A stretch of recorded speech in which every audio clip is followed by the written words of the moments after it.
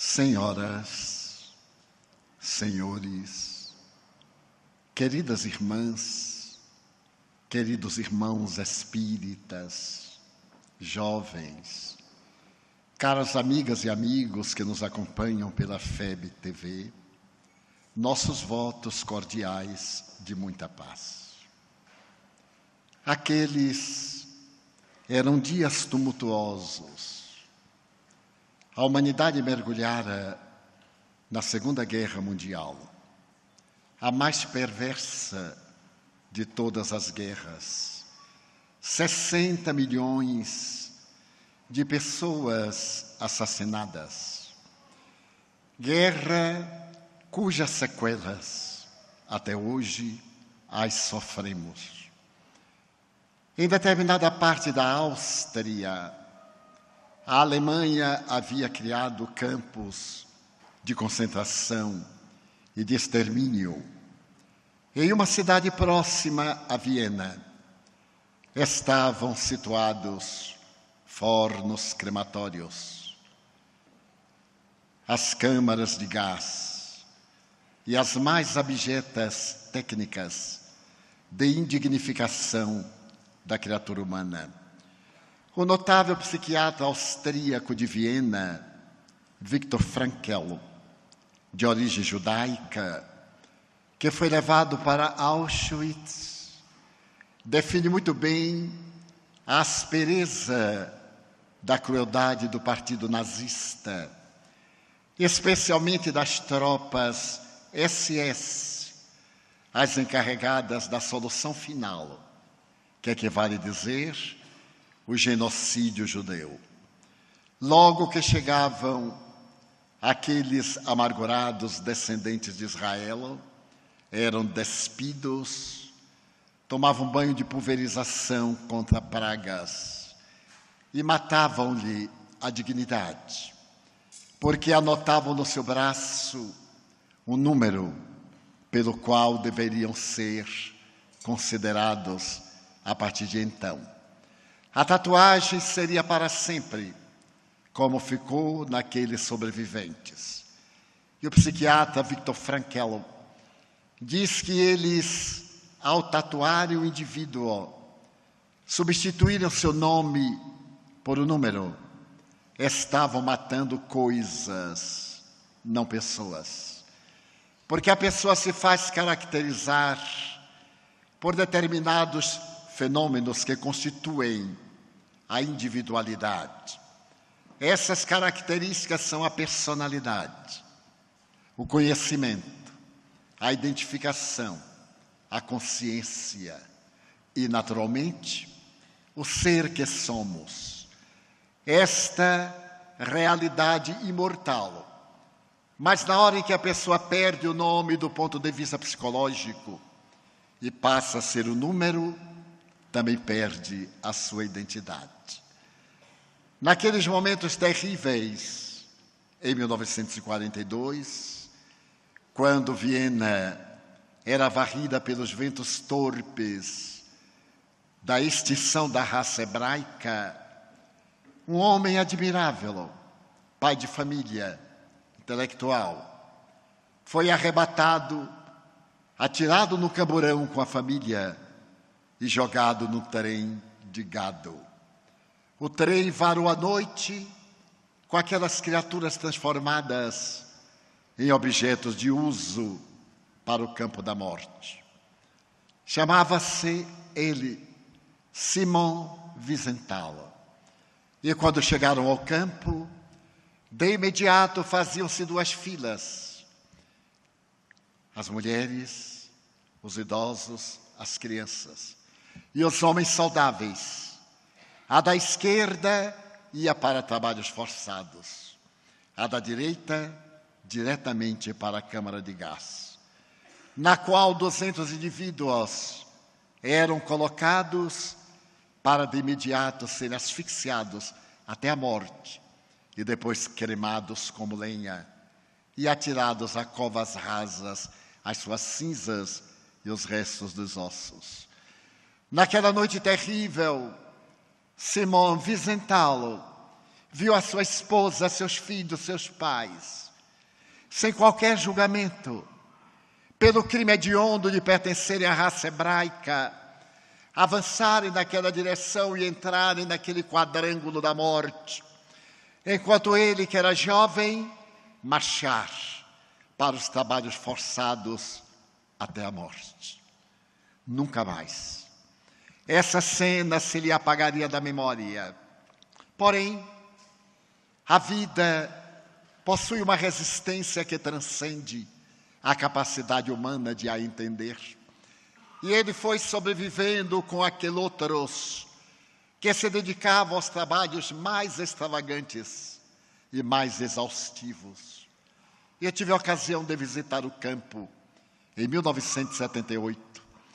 E chamou-me a atenção, por exemplo, a área dos paraquedistas. É naturalmente o nome, armadilha, porque ela está em um penhasco.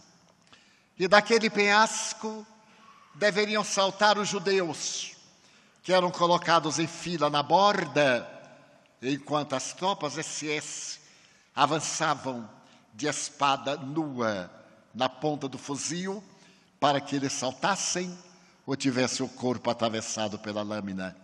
E eles saltavam sem paraquedas. Daí a ironia da montanha dos paraquedistas.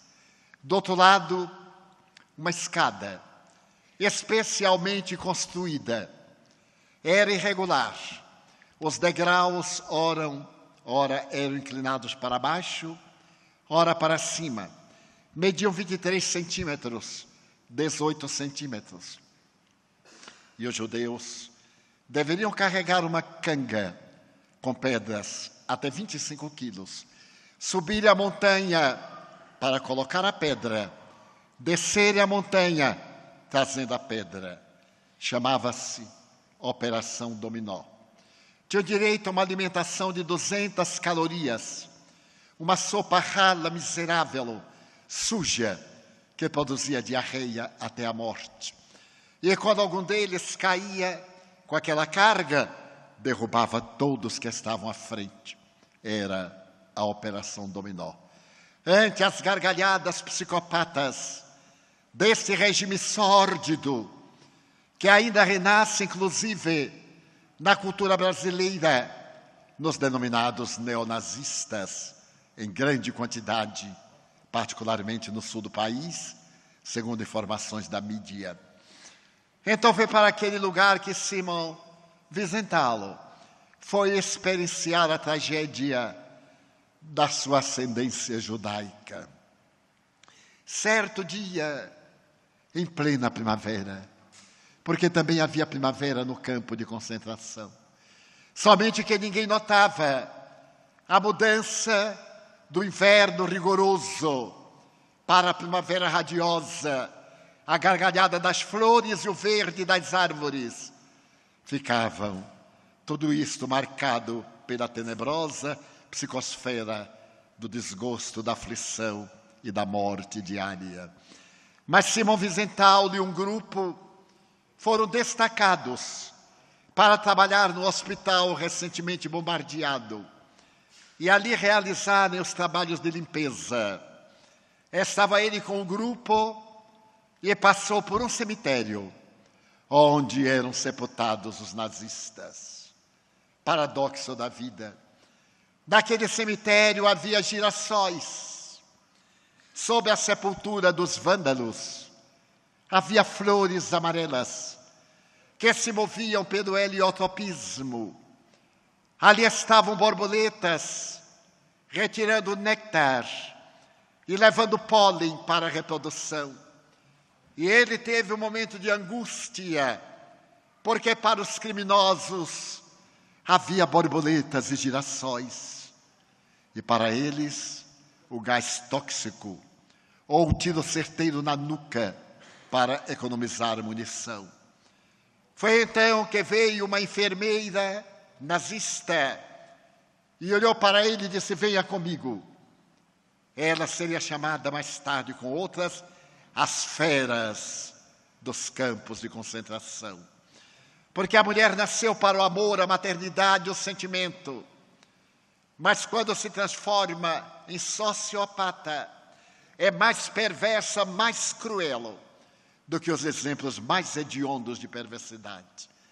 E aquela besta fera chama-o e pede-lhe que a siga. Ele atravessa vários pardieiros arrebentados, até uma ala sombria, por onde o sol primaveril entrava pelas paredes derrubadas e pelo teto bombardeado. Havia um odor pútrido de carne humana. Ali estavam as tropas nazistas, recém-chegadas do campo de batalha, homens e mulheres destroçados. A enfermeira empurra a uma cadeira, ao lado de um jovem que está coberto de ataduras menos os olhos, o nariz, a boca e os ouvidos. Os odores que saem dele são insuportáveis e produzem náusea. As moscas sobrevoam-no e pousam-lhe na face, nas aberturas em que ele tem sensibilidade, mas ele não tem forças para as espantar. Então, a enfermeira diz: sente-se e ouçam. Ele senta-se. Há um longo momento de silêncio. Um silêncio devastador, entrecortado pelos gemidos, pelos gritos telúricos da dor selvagem, que é a mesma em qualquer tipo de criatura. E então uma voz rofenha, cansada, pergunta: você é judeu? Sim, sou judeu. Oh, ainda existem judeus. Eu pensei que já estivessem todos extirpados. Sou judeu e orgulho-me de haver sido filho de Israel. Não, não se exalte. Fui eu que mandou chamar o judeu, porque eu estou morrendo. Eu necessito de confessar-me a um judeu. Em verdade, você é judeu? Sim, sou judeu. Meu nome é Carl Seidel. Eu tenho 21 anos. A voz saía com dificuldade da garganta túrgida. Eu sei que vou morrer. Venho do front, onde uma bomba estourou próxima de mim. E os petardos despedaçaram-me o ventre e a face. Estou todo coberto de ataduras. Mas eu não posso morrer se não me confessar ao judeu. Eu desejo que o judeu me ouça. Você é mesmo judeu? Sou judeu. Ele levanta a mão trêmula e consegue pegar a mão de Simão Wiesenthal. Simão Wiesenthal tem vontade de retirá-la, mas algo do mundo interior permite que ele aperte a mão daquele infeliz destruidor de vidas e espanta as moscas com a outra mão. Eu matei muitos judeus. Mas eu nasci numa família católica. Eu sou de uma pequena cidade da Alemanha, chamada Estugarda. Minha mãe era cristã, meu pai também e eu. Nós acreditávamos em um judeu. E quando eu completei 15 anos, apesar de minha mãe ter pedido que eu me mantivesse cristão, eu me matriculei na juventude hitleriana, depois de ouvir o discurso do chefe em Nuremberg, quando ele gritava as fibras, todas as nossas fibras tremiam. E então, quando ele pediu para que a juventude do Terceiro Reich, que deveria viver 1000 anos, não inspirasse amor, eu me fascinei. Que vocês inspirem ódio, rancor, porque nós somos superiores. Não queremos o amor, a piedade, a compaixão de ninguém. Queremos o ódio, porque o ódio mata-os. E é isso que nós desejamos. Então eu me fascinei e aos 18 anos, enquanto minha mãe protestava, ele enviado de Satã, eu por pouco não a denunciei, porque eu amava muito. Então eu me matriculei nas tropas SS para perseguir os judeus. E nesses 3 anos nós matamos muitos judeus. Você é judeu? Sim, eu sou judeu. A sudorese no rosto de Simão Wiesenthal, as lágrimas retidas naqueles dias de sofrimento, o peito opresso e aquele criminoso confessando-se. Mas ele tinha 2 olhos azuis, como 2 pedaços de céu cravados na face. E havia lágrimas que não corriam, umedecidas ou umedecendo a gaze pútrida do pus que exalava do seu rosto. É que ficou na minha mente uma cena horrível que aconteceu na Polônia. Nós fomos, a minha tropa foi sitiar uma cidade de judeus. Eram 300. Com chibatas e com os fuzis tiramos-los todos de casa à noite, em pleno inverno, na roupa em que estavam de dormir. Colocamos todos na praça, crianças, idosos, mulheres, homens válidos, todos. Íamos matá-los. Mas de que forma? Necessitávamos de economizar balas. Então vimos um prédio de madeira de 3 andares. Empurramos-los a todos, a chicote, para dentro do prédio. Fechamos as janelas, trancamos as portas, começamos a ouvir os gritos, jogamos gasolina, ateamos fogo. E as labaredas começaram a crepitar, e eles foram correndo pelas escadas que podiam subir, até o 3º piso, que por pouco não desabava. Os gritos eram horríveis. Foi então que eu vi no 2º andar um homem que era uma tocha viva. Ele tinha na mão uma criança. Ele olhou para baixo através do vidro, tapou os olhos da criança e saltou. Aquela tocha humana. E eu, com um revólver, antecipei a morte que ele teria ao bater no chão. Aí apareceu uma mulher. Deveria ser a mãe. Os vestidos estavam em labaredas que já chegavam ao rosto. Alucinada, ela olhou e saltou também no vazio. Outro tiro e o cadáver. Mas foi então que eu olhei para o 3º andar e havia um menino de 6, 8 anos. Ele olhou para mim, não disse uma palavra, mas os seus olhos eram tristes, pediam socorro. Ele olhou-me demoradamente e então ele saltou, olhando para mim, e eu dei-lhe um tiro. Ele caiu aos meus pés de olhos abertos. E eu não consigo esquecer os olhos daquela criança me olhando. Eu estou morrendo. E eu necessitava de pedir perdão a um judeu. Quero lhe dizer uma coisa.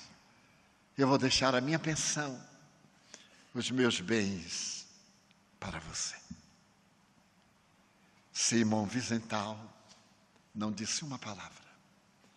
Recuou na cadeira, largou-lhe a mão e ele disse: eu não posso morrer se você não me perdoar. Você e todos os judeus, se você sobreviver, diga à mamãe que eu voltei a Jesus. Diga à mamãe que depois de haver assassinado tantos judeus, eu voltei a um judeu. Você é capaz de me perdoar? Simão Wiesenthal olhou para ele com profundo asco, levantou-se e não disse uma palavra. Naquela noite, Karl Seidel morreu. A guerra prosseguiu. E quando os russos libertaram os sobreviventes do campo de concentração, Simon Wiesenthal era um punhado de ossos e uma pele marcada pelas feridas, pelas dermatoses. Ele foi para um campo de refugiados. 89 familiares foram todos assassinados. Só ele sobreviveu. Só ele. E depois que sobreviveu, ele formou uma elite israelita para perseguir os chefes dos campos de concentração. Aqueles guardas perversos que se compraziam nas piores atrocidades. E começou a procurar esses covardes que fugiram. Os grandes cabeças foram julgados em Nuremberg. Alguns suicidaram-se, como Hitler no bunker da porta de Brandenburgo, entre o que seriam depois as duas Alemanhas. Mas aqueles menores criminosos fugiram pelo mundo e ele se impôs a buscá-los no Brasil, no Paraguai, na Bolívia, na Argentina, em pleno governo Perón. E foi ali que ele encontrou um dos mais perversos assassinos do Terceiro Reich, Josef Eichmann. Eichmann era o responsável pelo transporte dos judeus. Atribuem-lhe a morte de 100 mil judeus, que ele mandou matar, sem sequer saber dos nomes deles. E Simon Wiesenthal conseguiu identificá-lo na grande província de Buenos Aires, com outro nome, em uma pequena empresa, o mesmo semblante perverso, introspectivo, os lábios finos característicos da sua bestialidade. Com muita habilidade, Simon Wiesenthal acercou-se-lhe, preparou uma armadilha, anunciou uma empresa, seduziu-o. E certo dia, houve o mais notável sequestro do século XX, porque o Serviço Secreto de Israel conseguiu raptá-lo dentro de Buenos Aires. Levaram-no para o aeroporto de Ezeiza, e um avião israelita parte no anonimato, levando o bandido para julgamento. Julgamento que ele não permitiu para nenhum judeu. Em Tel Aviv, ele foi ser julgado com a dignidade da cidadania, da cultura e da ética. E quando perguntava se ele era culpado ou inocente, ele dizia: inocente. Eu obedeci a ordens. Este argumento falho de todo caráter, assinalado pela crueldade. Eu obedeci a ordens, apenas isto. Eu me desincumbia e olhava para os israelitas com asco, indiferença. Foi condenado ao enforcamento. Foi feita a justiça das leis estabelecidas na terra. E Simon Wiesenthal continuou a sua saga. Conseguiu levar para o cárcere, para a prisão perpétua, para a pena de morte, muitos daqueles algozes que se haviam comprazido na destruição de um povo pelo crime de pertencer a uma outra raça. Porém, quando ele chegou à idade mais avançada, morreu aos 96 anos de idade, ele escreveu um retrato autobiográfico e deu a esse livro o nome de Sunflower, o girassol, em homenagem àquele girassol. E ele começa a história da sua vida, narrando esse incidente com Karl Seidel. Mas ele termina com uma pergunta, uma interrogação que será respondida por 20 personalidades, das mais diferentes religiões, do ateísmo, das mais diferentes posições sociais, culturais, artísticas, socioeconômicas. E a pergunta é esta: você perdoaria a Carl Seidel? Fiz bem em não ter perdoado? E a pergunta fica no ar. E vamos ver agora a história daquelas 20 personagens, 16 das quais dizem que não perdoariam. Que Carl Seidel não merecia perdão, nem aqueles assassinos, porque há crimes que não merecem ser perdoados. Porém, 3 cristãos que fizeram parte da enquete asseveraram que não há crime, por mais hediondo, que não mereça perdão. Então eu desejo deixar no ar para cada um dos senhores: se fosse Simon Wiesenthal, se você perdoaria? Cada um vai responder-se a si mesmo. Porque o perdão tem que ser radical.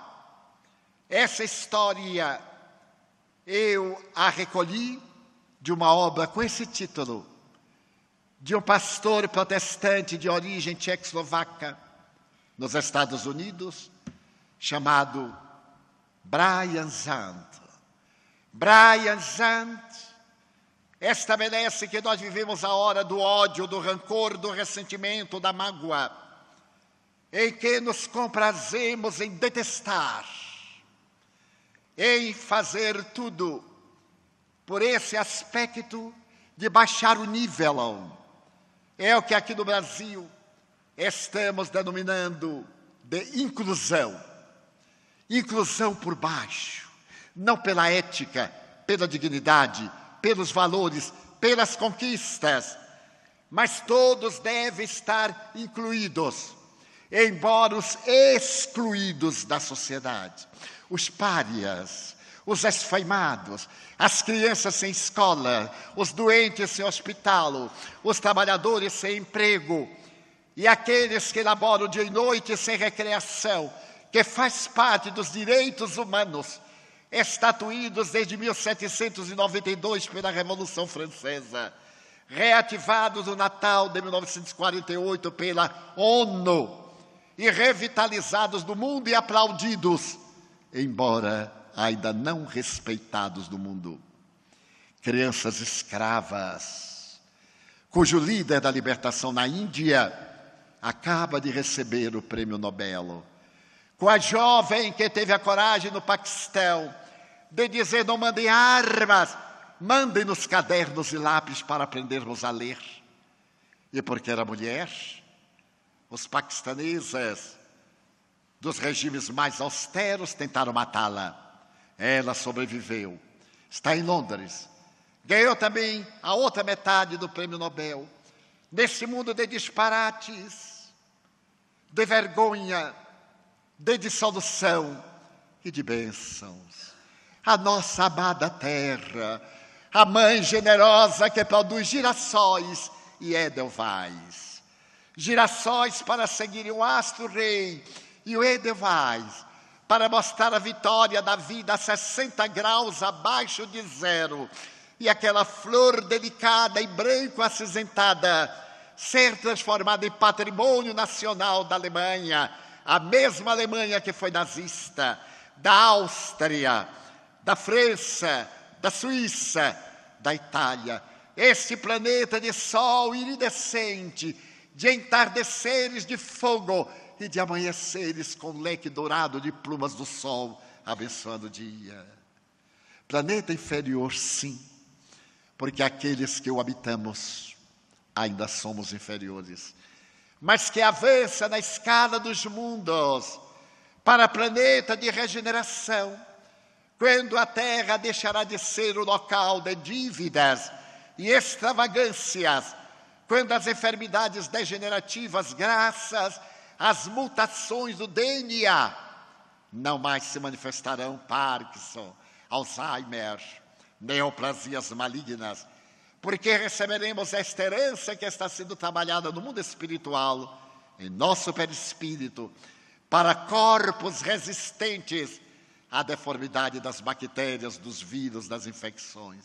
Mas, por enquanto, ainda a nossa bendita escola de lágrimas e de ações benevolentes. Então, Brian Zahnd diz que não existe crime que não mereça perdão, porém, um perdão radical, um perdão sem condicionais. E toda vez que falamos em perdão, logo nos assoma a figura incomparável daquele homem que na cruz olha os seus desafetos e diz: meu Pai, perdoa-os, pois que eles não sabem o que fazem.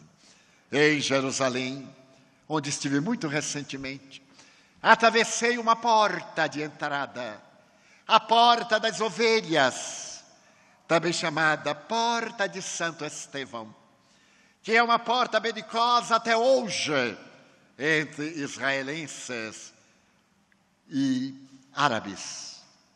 Ela chama Porta de Santo Estevão porque foi ali que Estevão, o mártir cristão primeiro, foi apedrejado por Paulo e seus sequazes, por Saulo e seus sequazes, até a morte. Ao atravessar aquela porta, eu me lembrei de que Estevão, no momento em que estava morrendo, diante dele, cínicos e perversos, porque imaginemos pedradas até a morte, na face arrebentando todos os ossos, e todo o corpo até a exaustão da morte, a crueldade, a indiferença e o poder do ódio. E então Estevão, nas últimas palavras: meu Pai, não lhes impute este crime. Pode haver perdão igual.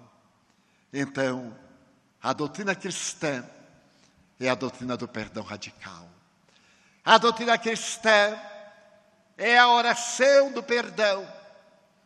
A doutrina cristã é o apelo do cristão, porque o que nos caracteriza é uma vida cruciforme, equivale dizer, assinalada pela presença da cruz, a cruz dos testemunhos. Por mais bela, por mais formosa e louçã seja a juventude, por mais saudável a idade adulta, e por mais coroada de bênçãos a senectude, a existência corporal está crucificada no ato de viver, na insatisfação, nas heranças atávicas da nossa jornada pregressa, nas marcas que trazemos no corpo, na alma, nos conflitos da nossa emotividade. Então é uma vida cruciforme, como chama Brian Zahnd. Mas a necessidade do perdão impõe-se-nos desde aquele momento em que Simão Pedro perguntou a Jesus: quantas vezes deverei perdoar o meu inimigo? 7 vezes. E as tradições debatem-se a respeito da resposta de Jesus. Alguns tradutores dizem, não 7 vezes, mas 70 vezes 7 vezes. Outros, não 7 vezes, mas 70. Que importa é que vale dizer sempre o perdão tem lugar. Mas quando falamos em perdão, há uma violência contra o nosso ego, a nossa herança primitiva da vingança, o medo que agora nos arma para matar o inimigo, para nos libertarmos dele, a fim de termos paz. Que paz? Da consciência culpada? Que paz de outros embates, de outras atividades? Quando falamos em perdão, estamos acostumados à questão teológica, mas hoje eu me atrevo a falar do perdão sob o ponto de vista psicológico.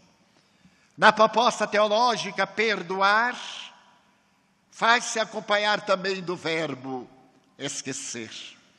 Na questão psicológica, perdoar é não devolver o mal. Esquecer é um problema fisiológico da memória. Nem tudo o que queremos esquecer, nós conseguimos. Nem tudo o que queremos lembrar, nós conseguimos. Então a nossa proposta é: não devolva o mal que lhe façam. Esse é um ato de perdão.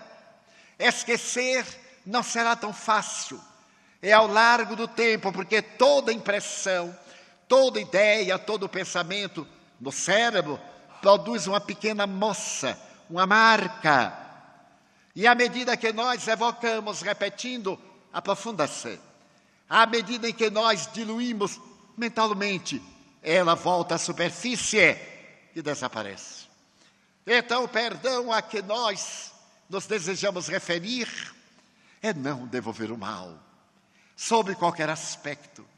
Considerar o inimigo um psicopata. Ter em mente que psicologicamente ele é um infeliz, porque somente as pessoas infelizes comprazem-se em infelicitar os outros. O que é inveja, senão uma infelicidade profunda do sentimento? O que é a mágoa, senão a inferioridade profunda do ego? Por que a mim fazer isto comigo? Por que não? Faz-se a todos, sem exceção. É muito comum, quando morre alguém querido em nossa família, nós perguntarmos: por que Deus fez isto comigo? Morrem em cada segundo na Terra 7.500 pessoas. Um dia uma delas vai ser da nossa família. Ou então tem que morrer a humanidade toda, menos a minha, a sua, a outra família. Então não morre ninguém. A pergunta deverá ser outra: por que não eu? Porque acontece com todo mundo. Porque não acontecerá comigo? Qual o privilégio de que eu disponho para passar na terra imaculadamente, sem problemas? Então a nossa proposta é a de um autoexame. Por que não eu? Não sou melhor do que ninguém. Nem na beleza, nem na resistência. Porque este corpo é tão extraordinário que ele resiste a várias atmosferas e não suporta a picada de um alfinete infectado. Não suporta a sudorese de alguém com ebola.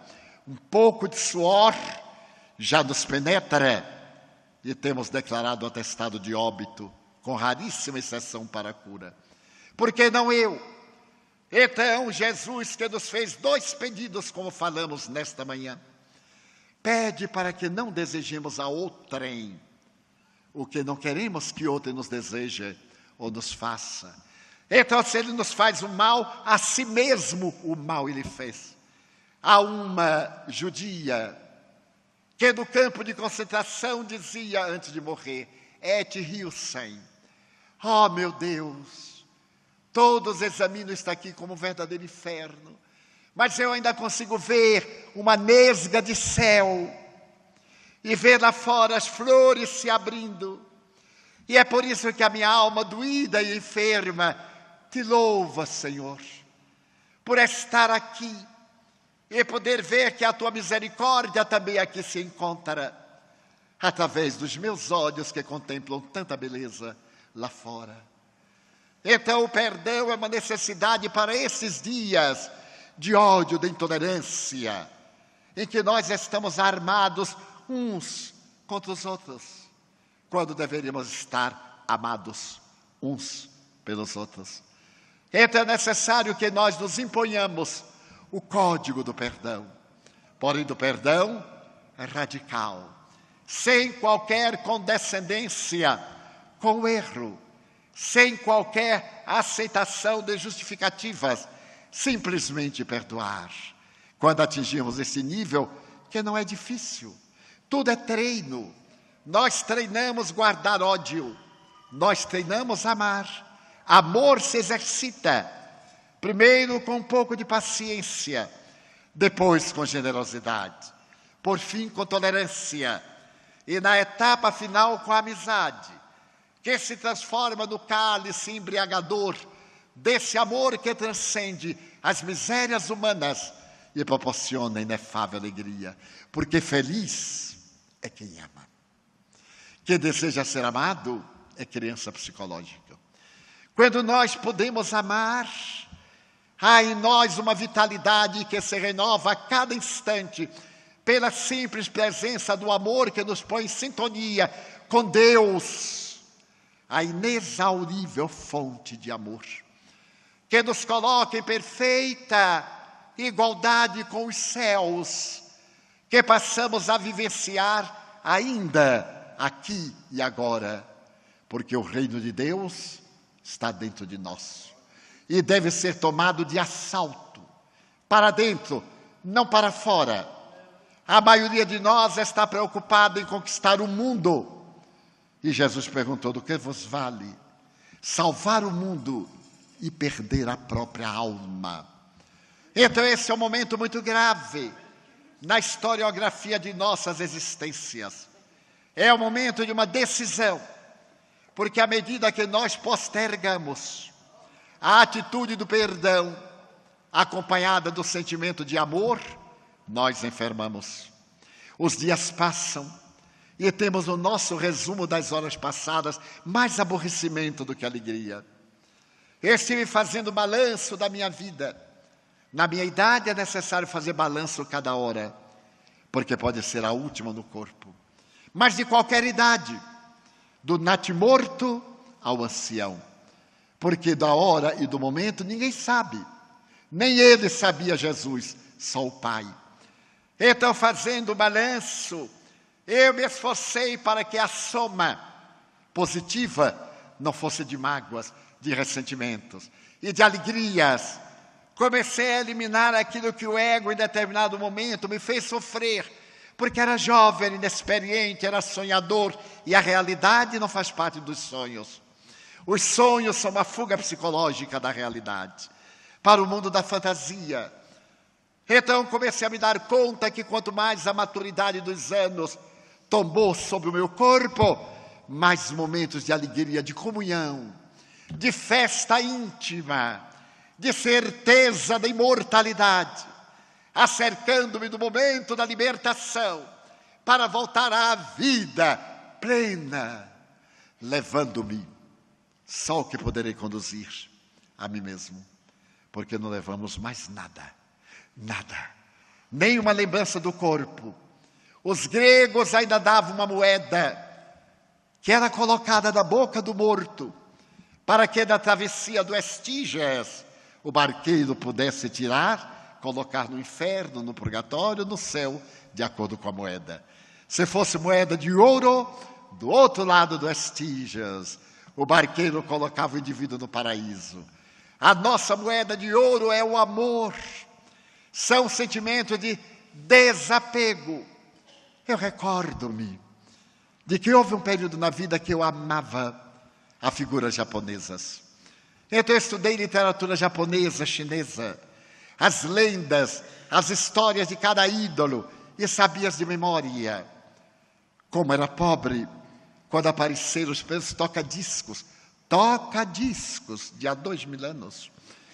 E apareceram os primeiros rádios. Primeiro eu comprei um disco, a 9ª Sinfonia de Beethoven. Comprei depois uma coleção. E a moça da Casa da Música perguntou: o senhor tem vitola? Não, mas já tem o disco, que era mais barato. Até o momento em que Nilson fez uma vitola, colocamos o rádio, e eu coloquei a 9ª de Beethoven, a coral, para entrar no paraíso da imaginação do surdo, que teve os ouvidos tapados, para que a música da terra não lhe perturbasse ouvir a música celeste. Mas certo dia, uma provação muito grande chegou sobre os meus ombros. E naquele momento terrível, não tendo a quem falar, eu corri para o meu canto. O canto em que eu estava com as figuras japonesas, os meus livros, os discos, e me sentei na penumbra. Eu necessitava de solidão e de companhia. Porém, uma companhia que me entendesse. Fui, abri o armário e tirei um disco, 68 rotações. Coloquei aquele tijolo no toca-discos. Meu Deus, a dor foi maior. Era Madame Butterfly. Exatamente na hora que ela vai suicidar-se. Um belo dia veremos, eu digo, não pode. Porque se ela vai suicidar, me vem vontade também de morrer. Tirei. Coloquei a Sinfonia Pastoral. E assim até que em determinado momento, quando a música me entrava pela alma e a lua pela janela. Eu vi as figuras, o Deus da fartura, o Deus do sorriso, eram tão frios, eram de barro, eram de louça. Eu necessitava da voz humana, do calor humano, de um abraço, de alguém dizer assim, eu creio em você. Não precisava muito. Então, naquele dia, uma parte da minha vida morreu. O apego a qualquer tipo de coisa. Eu vi como o apego é uma ilusão. E no dia seguinte, eu resolvi dar todas as estatuetas que eram minha vida. E fiz o teste de desapego. Comecei a doá-las, mas a doá-las com certo cuidado. As mais bonitas e as mais caras, as pessoas mais queridas, porque eu sabia que ia conservar. As mais baratinhas, as secundárias, a qualquer. E logo depois que eu me senti liberto, comecei a colecionar novamente outras tantas que estão desencarnando lentamente. Cada dia olho para uma, me despeço, ofereço a alguém, coloco no Museu da Mansão do Caminho, coloco ali, coloco acolá, porque é um pedaço da ilusão que vai saindo para a realidade do desapego, para a busca do reino dos céus, e o mais fascinante, para a superação daquele trauma. Porque numa madrugada, uma madrugada inesquecível de lágrimas não corridas nos olhos, de dor esmagada no silêncio sem uma palavra, de atividades que eu não interrompi um momento, consolando as pessoas com as palavras que eu gostaria de ouvir a mim ditas. Então eu me confortava consolando os outros. Mas então, olhei para uma estrela que é minha noiva espiritual. E olhava para ela que faz um périplo, não é exatamente uma estrela, é o planeta Vênus, mas o seu brilho. Eu havia lido Mark Twain, o grande filósofo e pensador norte-americano, que tinha uma namorada estrela. E como as estrelas brilham e não perturbam, eu preferi também ter uma. E dei tão pouca sorte que a minha faz um périplo rápido, mas é o tempo que eu estou acordado, entre 1 e 4 da manhã. Então, diariamente, eu sempre chego, falo com ela, até amanhã, querida, antes que ela vá dormir, aí vou eu dormir. E nessa madrugada eu estava olhando para ela, e pela primeira vez eu chorei. Um pranto convulsivo, silencioso na madrugada. Quando então eu senti que alguém me tocou o ombro, e eu tive um choque. Não havia ninguém. Nilson estava em plantão. Eu me voltei e vi um espírito. Um espírito que me olhava chorando. E então eu perguntei, mas quem é você? Eu sou o suicida do trem. Você ora por mim. Então eu venho lhe fazer um pedido. Não chore. Eu digo, mas eu tenho direito de chorar? Não, não tem. Você pediu a Deus para consolar e não para chorar. As lágrimas pareceram retroceder, a garganta ficou túrgida. E o Espírito falou, faz 10 anos que eu me atirei sobre os trilhos do trem e o trem passou por mim. Era verdade. Eu havia lido no jornal de que o operário foi demitido, jogou-se na linha férrea e foi esmigalhado pelo trem. Eu fiquei tão impressionado com a fotografia que eu anotei no meu livrinho de emergências o nome dele e todo dia eu orava. Me tornei seu advogado. Meu Deus, ele estava em depressão. Por misericórdia, tenha compaixão dele. E orava todos os dias. E ele me disse, você não imagina o que é o suicídio. Particularmente o suicídio sob as rodas de um trem. O trem tem uma lâmpada sob um vidro grosso na frente. E ele diz assim, aquele olho amarelo avançava e me esmigalhava 1000 vezes. Depois que passava, voltava. E eu não morria. Até um dia que eu ouvi uma voz dizer, meu Deus, tenha piedade dele. Eu tive um choque. E na sessão do tempo, essa voz foi ficando mais clara. Até que um dia uma religiosa espiritual, uma freira, me tirou do trilho do trem e me botou do lado. E quando eu perguntei, quem é a senhora? É a mãe de Jesus? Não, meu filho, eu sou apenas Joana. E a partir de hoje você está sob os cuidados da mãe de Jesus, através de mim. Ela levou-me para o hospital. Eu desejei ver minha família, o lar destroçado. E aquela voz, meu Deus, tenha compaixão dele. Até que eu perguntei a ela, quem é que me chama tanto? E ela me trouxe e eu vi você orando por mim. Então hoje eu venho lhe pedir, não chore mais. Lembra-se de nós, os desgraçados. Você tem uma doutrina de consolo. E nós somente temos o arrependimento, como um punhal cravado no coração. Promete que não chorará mais? Eu disse para ele, prometo. E desde então, ele já veio à reencarnação. E as minhas lágrimas secaram.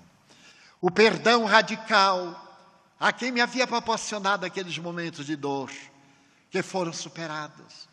Então esta é a jornada cristã, do que vale o intelectualismo vazio, rico de respostas a respeito do cosmo, com a alma esvaziada de sentimento.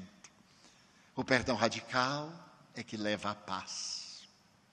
Só há paz quando não temos ressentimento. E quando temos ressentimento, enfermamos. Quando temos ódio, temos problemas no aparelho digestivo. Quando temos ciúmes, temos disfunções hepáticas. Quando guardamos rancores, os homens fazemos câncer de próstata. As mulheres, câncer de colo de útero. Não é minha opinião. É do notável pai da oncologia norte-americana, Dr. Bernie Siegel, de uma das maiores universidades do mundo. Então é necessário que limpemos a nossa mente de todo esse lixo que nós vimos acumulando e que nos dulcifiquemos. A função do Espiritismo é essa, não é curar a unha encravada, diminuir a queda do cabelo, arranjar um namorado, propor um emprego. Isso é fantasia. É a nossa imaginação dando ao Espiritismo um caráter de sobrenatural, que Allan Kardec combateu. É uma doutrina da lógica, da razão. É uma doutrina da transformação moral do homem para melhor, hoje do que ontem, amanhã do que hoje, lutando sempre contra as más inclinações. Ou nos conscientizamos disto, ou ficamos na vã tentativa de um mundo de fantasias. E quando a desencarnação vier, a decepção é tremenda. Porque contaremos com o que nós somos, não com o que nós temos. Não com aquilo que deixamos. Por isso é melhor dar do que deixar. É melhor transformar-se do que teorizar. Daí com essa visão, nós poderemos ser esse indivíduo que encontrou a paz e que mimetiza de paz, que contamina de paz, como dizia Gandhi. A paz não tem caminho, a paz é o caminho. É necessário que recordemos da figura notável do afrodescendente norte-americano, Martin Luther King Jr.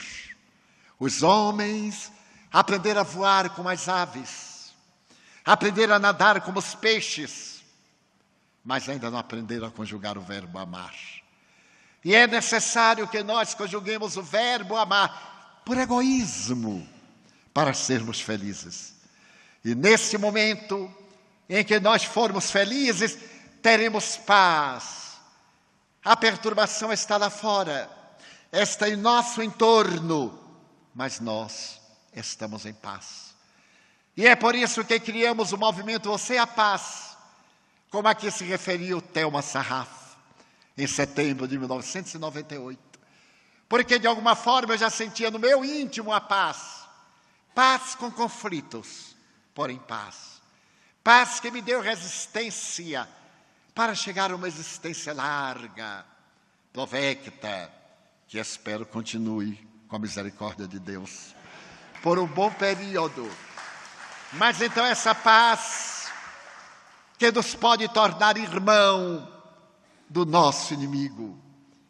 E repetir a lição dizendo a Simon Wiesenthal que nós perdoaríamos a Cal Seidel, porque o fato de vê-lo tão atormentado, constataríamos como o mal faz mal a quem pratica o mal, e como o bem é bom para quem nele permanece.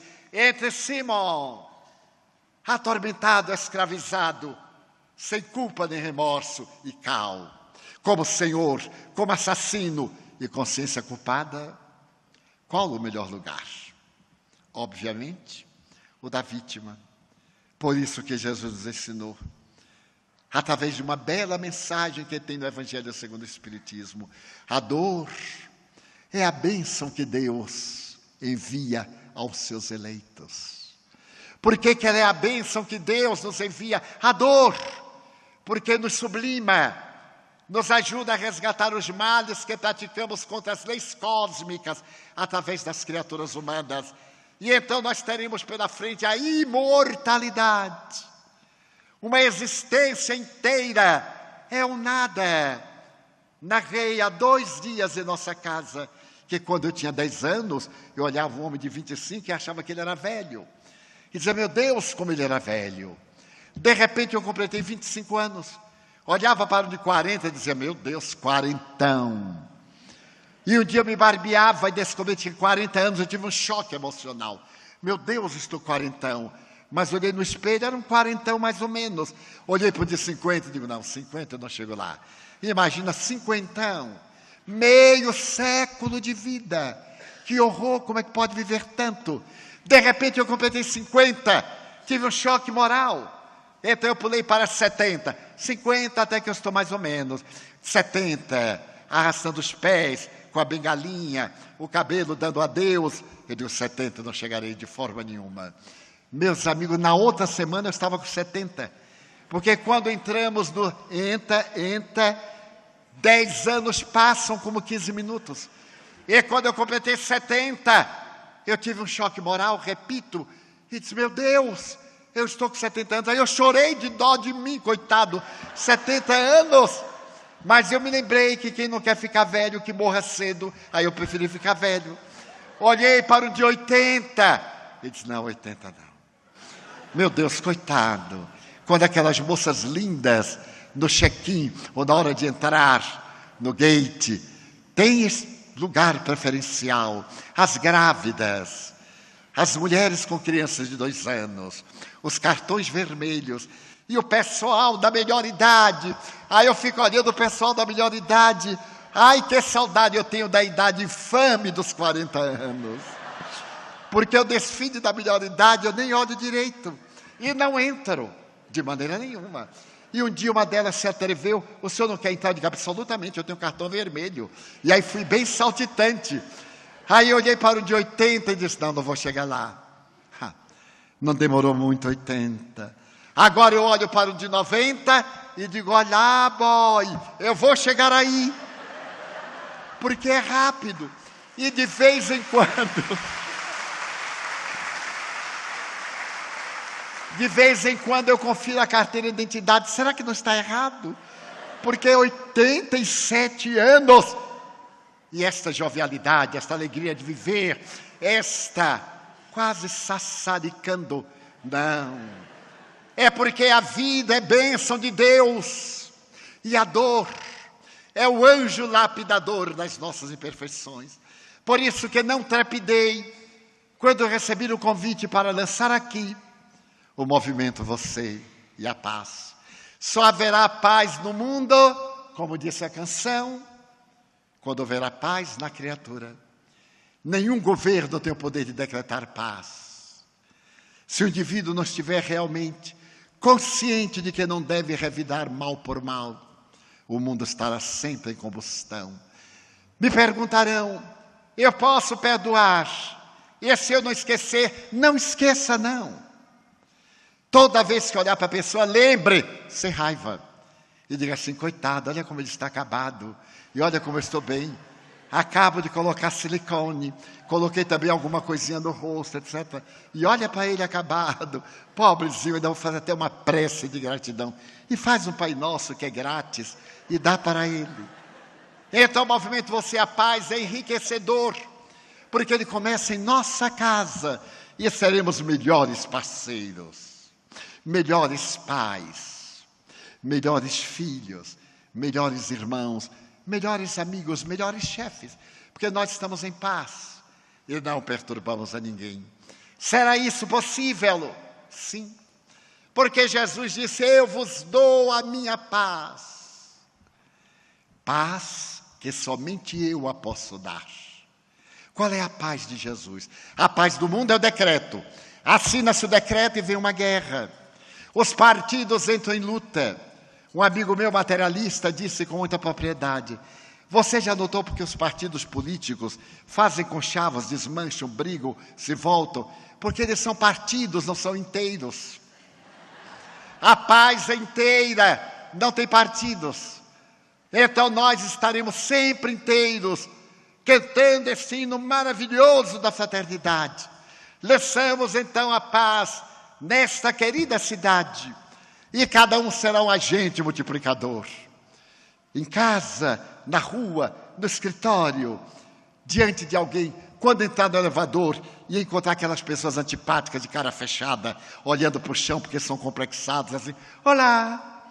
Ou quando estiver no elevador e alguém entrar e olhar parecendo que você é um toro de bananeira e virar as costas, e diz: olá, dia ótimo, hein? Que calorzinho abençoado está fazendo. Que desarme. Eu faço essa técnica. A pessoa às vezes me olha, assusta, eu faço: olá. E já tive a ocasião de estar sorrindo numa fila em Salvador. Eu viajo tanto, meus amigos, que eu já tenho cheiro de aeroporto. Então eu estava numa fila e na terceira estava lá um meio psicopata.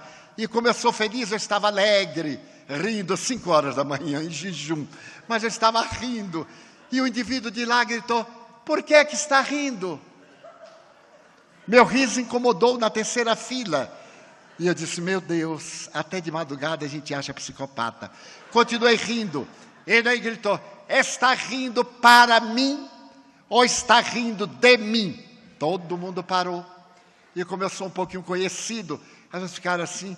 Eu fiz de conta que não notei, olhei, parei, olhei para ele e disse: não, eu não estou rindo de você, nem para você. E por que não? Porque eu sou cego. A gargalhada foi geral. Ele então saiu e veio conferir. Chegou em mim, passou a mão e eu ceguíssimo. Porque é melhor ser cego do que tomar uma bofetada de manhã em jejum. Ele disse: mas seus olhos são transparentes. Ele disse: mas quer ver olho, não vê nervo óptico. O meu problema é no nervo óptico. Mas eu conheço essa voz. Você não é o Divaldo Franco? Eu disse: sou. Você não é cego, coisa nenhuma? Eu digo: sou. Eu sou cego à agressão humana. Eu sou surdo à estupidez humana. E eu sou silencioso a essa agressividade humana. Mas, seu Divaldo, é que eu tenho problemas. Eu digo: graças a Deus. Ter problema é porque está vivo. Só quem não tem problema é esquizofrênico. Ele não tem, ele é problema para os outros. Mas, seu Divaldo, o senhor está indo para São Paulo? Eu aí corrigi a preposição. Não, eu estou indo a São Paulo. Professor primário é uma tragédia. Estou indo a São Paulo. Ele: eu também. Qual é o voo tal? Eu também. Eu digo: só falta ele ir no meu colo. Era só o que faltava. Entramos no avião. Eu sempre sento no corredor. Eu estava na fileira 6C. Quando eu voltei, 6D. Olha a gracinha. Bateu na minha perna. Ah, seu Divaldo, nós vamos conversar muito, não é? Eu disse: não, senhor. É falta de educação conversar no avião. Porque nós alugamos uma poltrona. Há pessoas que alugam o avião inteiro, fala, grita da gargalhada, puxa a poltrona, puxa o cabelo da gente, faz de tudo. Ele é o dono do avião. E a gente não pode olhar, porque senão é uma briga. Eu não. Eu, quando me levanto, é na vertical. Não puxa outra cadeira. O povo puxa, arranca o cabelo da gente. Não olhe para trás, porque senão recebe uma bofetada. E aí começa a guerra. E então diz: mas, senhor Divaldo, eu queria lhe falar aqui, porque o avião está subindo, né? Está perto dos guias. Eu queria lhe contar o meu problema para ver se algum guia lhe ajuda. Eu digo: meus guias estão todos lá embaixo, meu filho. Mas o homem estava excitado. Eu tentei uma técnica. Eu pus a mão na perna dele e disse assim: durma. Você está excitado? Durma. Eu não vou dizer aqui, senão o auditório todo vai dormir. Quando eu olhei, o homem ressonava. Ele disse, deste eu estou livre, graças a Deus. Quando o avião bateu em São Paulo no chão e aterrissou, ele aconteceu de volta, eu digo, já chegamos. A São Paulo, eu digo, a São Paulo. O senhor vinha para São Paulo? Vinha, então já chegou. Seu Divaldo, eu digo, que Deus lhe dê um belo dia, até breve, um abraço do ceguinho Divaldo Franco. E me vi livre dele. Não revidar mal por mal, ter um semblante desanuviado, porque todo indivíduo introvertido adoece mais do que o indivíduo extrovertido. Porque o extrovertido produz na saliva da língua para a digestão a imunoglobulina, uma substância que nos imuniza, especialmente o aparelho respiratório, para as infecções. Então, ter paz é ter vida, e vida em abundância. Lancemos desta forma o movimento, você e a paz. Queremos fazer que um dia, não importa quando, sejamos aqueles discípulos que evoquemos Jesus para dizer, Senhor, eu gostaria de ser uma Via Láctea de estrelas, para que as noites da terra fossem mais belas. Mas na minha pequenez, eu te peço desta vez, se eu não pudesse ser um sendal de astros, permite que eu seja um pirilampo na noite escura, iluminando a amargura de quem anda na escuridão. Eu desejaria ser um jardim de flores, de todas as cores para embelezar a terra. Mas na pobreza que minha alma encerra, se eu não pudesse ser um jardim, que me transforme numa rosa solitária, na frincha da rocha, colocando beleza no altar da natureza. Senhor, eu desejaria ser um trigal de grãos maduros para matar a fome da humanidade. Mas na minha improbidade, eu te peço para ser um grão que, caindo no chão, se multiplique um milhão e se transforme na bênção e na dádiva do pão. Eu desejaria ser a montanha altaneira, de onde se tivesse a visão da terra inteira. Mas, como não vou conseguir, eu te quero pedir para ser uma pedra pavimentando o chão, por onde os heróis avancem na busca da imensidão.